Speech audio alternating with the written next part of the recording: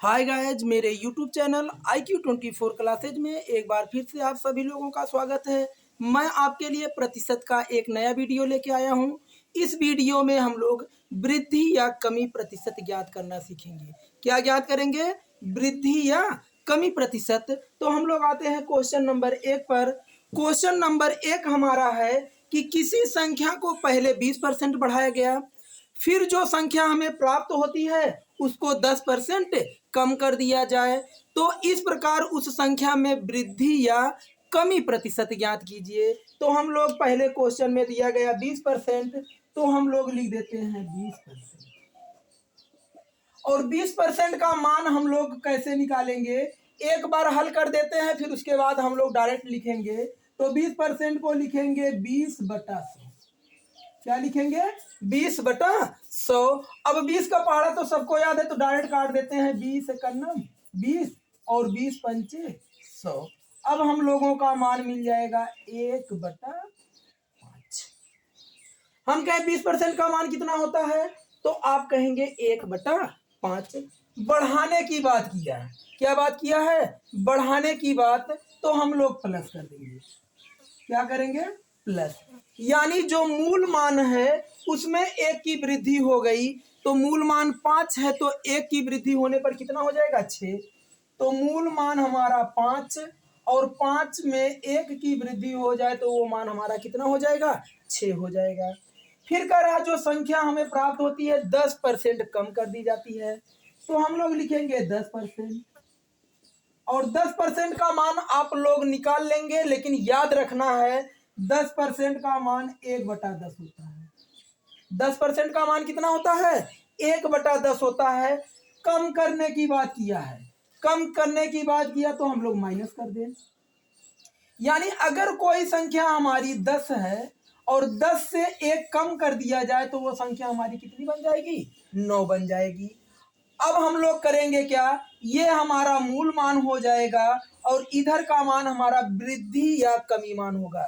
ये मूल मान और इधर वृद्धि या कमी मान होगा। तो मूल मान से वृद्धि या कमी मान में कोई कटेगा तो उसको काट देंगे, यानी भाग दे देंगे। तो आप देखेंगे 2×3 6 और ये बन जाएगा 2×5 10। अब कोई संख्या नहीं कटेगी। हम लोग क्या करेंगे? 5 में 5 का गुणा कर देंगे तो 5×5 25 हो जाएगा। और वृद्धि या कमी मान का गुणा कर देंगे तो 9×3 कितना हो जाएगा? 27 हो जाएगा।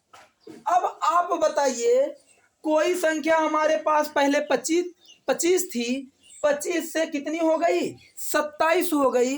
वृद्धि हुआ या कमी? तो आप कहेंगे 25 से 27 हुआ तो हमारे पास वृद्धि हो गई।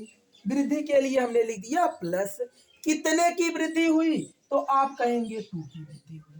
यानी 25 से 27 हुआ तो कितने की वृद्धि हुआ? 2 की वृद्धि। अब वृद्धि प्रतिशत बताना है तो कितने की वृद्धि? आपने कहा 2 की वृद्धि। किस पर? आप कहेंगे मूल मान। किस पर वृद्धि हुई है? मूल मान पर। और मूल मान हमारा कितना है? 25। तो बटे में क्या लगा देंगे? 25। प्रतिशत में बदलने के लिए गुणे 100 और प्रतिशत का चिन्ह लगा देंगे। गुणे 100 प्रतिशत का चिन्ह लगा देंगे।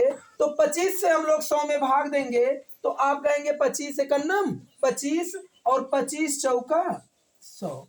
अब 2 और 4 का गुणा कर देंगे तो 2 चौक 8%। 8% वृद्धि या कमी? आपने कहा था वृद्धि, यानी बढ़ गया है मान, तो आप क्या कहेंगे? वृद्धि। यही हमारा क्या हो जाएगा? आंसर। यानी किसी संख्या को 20% बढ़ाया जाए और उसको फिर 10% कम कर दिया जाए तो उसके मान में 8% की क्या हो जाएगी? वृद्धि हो जाएगी। अब हम लोग आते हैं क्वेश्चन नंबर 2 पर। क्वेश्चन नंबर 2 हमारा है, पहले संख्या को 20% बढ़ाया जाए, फिर जो संख्या प्राप्त होती है उसको 16 सही 2/3% कम कर दिया जाए, फिर जो संख्या प्राप्त होती है उसको 25% बढ़ा दिया जाए, फिर उसके बाद जो संख्या प्राप्त होती है उसको 10% कम कर दिया जाए। उसके बाद हमें बताना है कि उस संख्या में वृद्धि हुई है या कमी। तो पहले सभी परसेंट को हम लोग भिन्न में बदल लेते हैं। तो आप कहेंगे 20%। पहले क्या दिया गया है 20%, और 20% वृद्धि है, तो वृद्धि है, पहले 20% को हम लोग लिखेंगे 1/5। 20% कितना होता है 1/5। अब वृद्धि की बात किया तो 5 से 1 ऐड कर देंगे तो हमें मिल जाएगा कितना 6। यानी वृद्धि की बात किया तो आप प्लस कर दीजिए, यानी मूल संख्या हमारी 5 होगी और वृद्धि होने के बाद कितनी हो जाएगी 6 हो जाएगी। फिर करा 16 सही 2/3%, तो हम लोग लिखेंगे 16 सही 2/3%। 16 सही 2/3% का मान 1/6 होता है। कितना होता है 1/6 होता है। यानी कमी करने की बात किया है, क्या बात किया प्रश्न में कमी, तो कमी करने की बात किया तो माइनस कर दीजिए। यानी मूल मान हमारा 6 है और कम कर दिया जाए 1, तो 6 में से 1 कम कर देंगे तो कितना मिल जाएगा 5 मिल जाएगा। हम लोग आते हैं फिर अब उसी प्रश्न में 25% बढ़ाया गया है। कितना बढ़ाया गया 25%, तो आप कहोगे 25% का मान होता है 1/4। 25% का मान कितना होता है 1/4। बढ़ाने की बात किया तो आप प्लस कर दीजिए, वृद्धि की बात करें बढ़ाया जाने की बात करें तो हम लोगों को प्लस करना है, कमी की बात करें तो हमें माइनस करना है। तो बढ़ाया गया है तो 4 है मूल मान, 1 बढ़ जाएगा तो 4 से कितना हो जाएगा 5 हो जाएगा। फिर करा 10% कम कर दिया जाए, तो 10% का वैल्यू आपको पता होना चाहिए, आप कहेंगे 1/10। 10% कितना होता है 1/10। कम कर दिया जाए तो आप माइनस कर दीजिए, यानी कोई संख्या हमारे पास 10 है और 1 की कमी कर देंगे तो 10 से कितना हो जाएगा 9।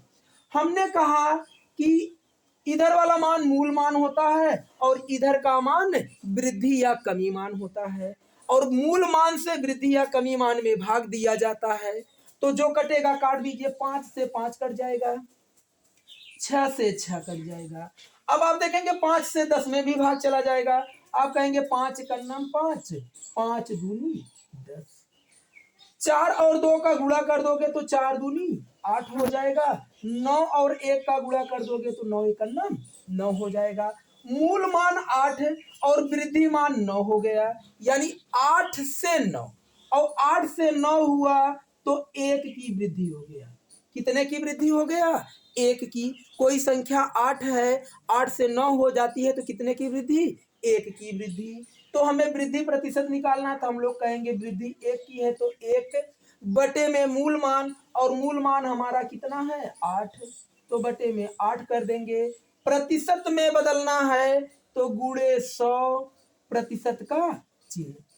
अब 100/8 का मान आपको याद होना चाहिए 12 सही 1/2%।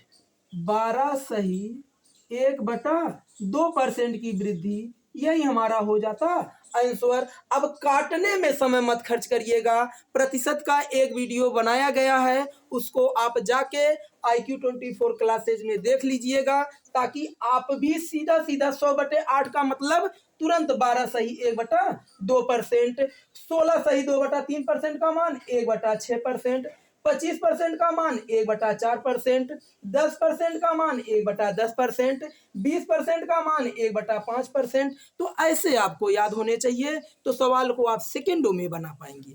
अब हम लोग आते हैं क्वेश्चन नंबर 3 पर। क्वेश्चन नंबर 3 हमारा है कि एक घन की प्रत्येक भुजा को 10% बढ़ाया जाए।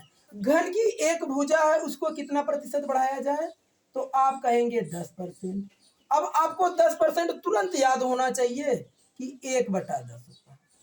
10% कितना होता है 1/10।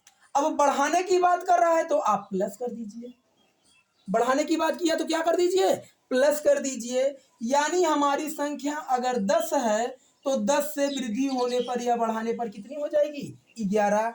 अब हमें कह रहा है कि घन के आयतन में वृद्धि या कमी प्रतिशत। तो पहले घन के आयतन का फार्मूला आप कहेंगे भुजा घाते 3। घन के आयतन का फार्मूला क्या होता है भुजा घाते 3। तो घन के आयतन का फार्मूला भुजा घाते 3 होता है। तो भुजा हमारी 10 से 11 है। कितनी बार लिखें? 3 बार। कितनी बार लिखें? 3 बार। तो एक बार तो लिख चुके हैं 10 से 11, 2 बार हो गया, फिर लिख देंगे 10 से 11। अब आप बताइए 10 का घन, या आप 10 गुणे 10 गुणे 10 कर लेंगे तो आपको मिल जाएगा 1000।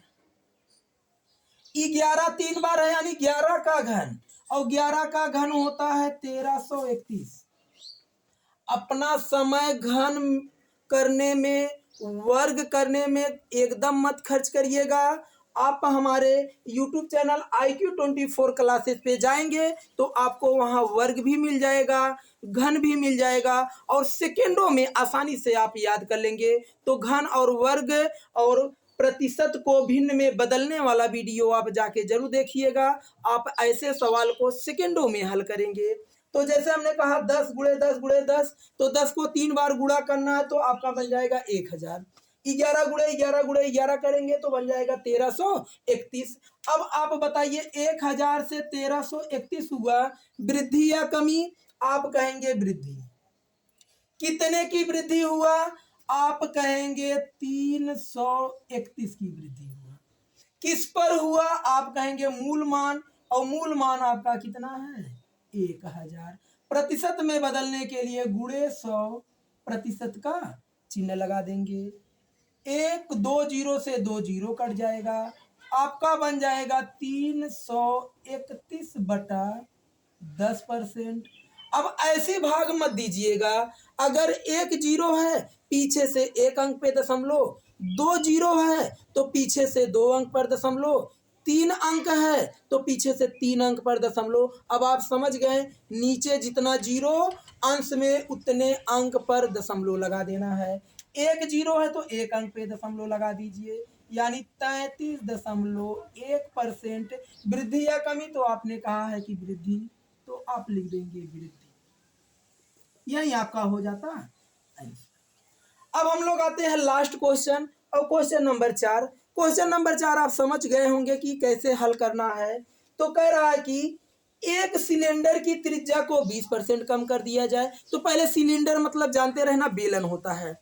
कुछ लोगों को परीक्षा में यही दिक्कत हो जाती है, अंग्रेजी वर्ड दे देता है सिलेंडर। अब सिलेंडर वो जान ही नहीं पाते क्या होता है। तो सिलेंडर मतलब बेलन होता है, उसको ध्यान रखना है।